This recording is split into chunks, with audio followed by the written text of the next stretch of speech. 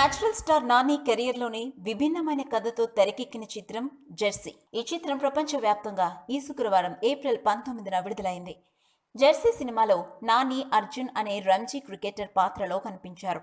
26 ఏళ్ల వయసులోనే కొన్ని కారణాలతో ఆటకు దూరమైన అర్జున్ రిటైర్ అయ్యే వయసులో మళ్లీ బ్యాట్ పెట్టడానికి కారణమేంటి? క్రికెట్ ప్రపంచంగా బ్రతికే అర్జున్ ఆ ఆటకే ఎందుకు దూరమయ్యాడు అనేది వివరిస్తూ అర్జున్ ఎమోషనల్ జర్నీని తెరపై ఆవిష్కరించే ప్రయత్నం చేశాడు దర్శకుడు గౌతమ్ తిన్నానూరి. ప్రీమియర్ షోల నుంచి ఈ చిత్రానికి పాజిటివ్ టాక్ వస్తుండడంతో చిత్ర యూనిట్ కూడా ఆనందంలో మునిగిపోయింది. సినిమా రిలీజ్ అయిన ప్రతి చోట నుండి పూర్తి పాజిటివ్ మౌత్ టాక్ లభిస్తుంది. ఇకపోతే నాని జెర్సీలోని హైలైట్స్ ఏంటో ఇప్పుడు చూద్దాం.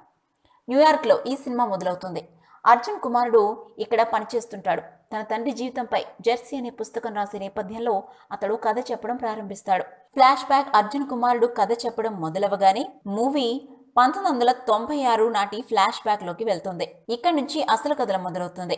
అర్జున్ కొడుకు మధ్య ఆకట్టుకునే సీన్స్ ఉంటాయి. మంచి క్రికెటర్ అయిన అర్జున్ కొన్ని కారణాలతో ఆటను వదిలిపెడతాడు. 10 ఏళ్లు ఆర్థికంగా ఇబ్బంది పడతాడు.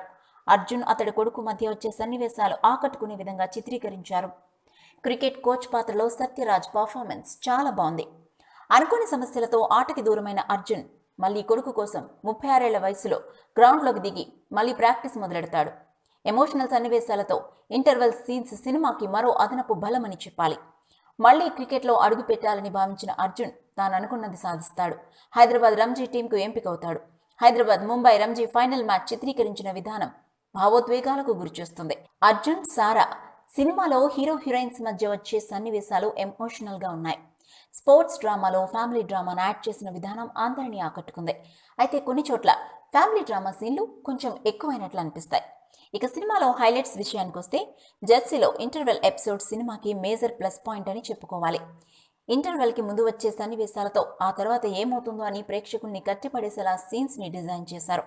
అలాగే ప్రీ క్లైమాక్స్ ఎపిసోడ్ కూడా సినిమాకి మరో ప్రధాన బలం.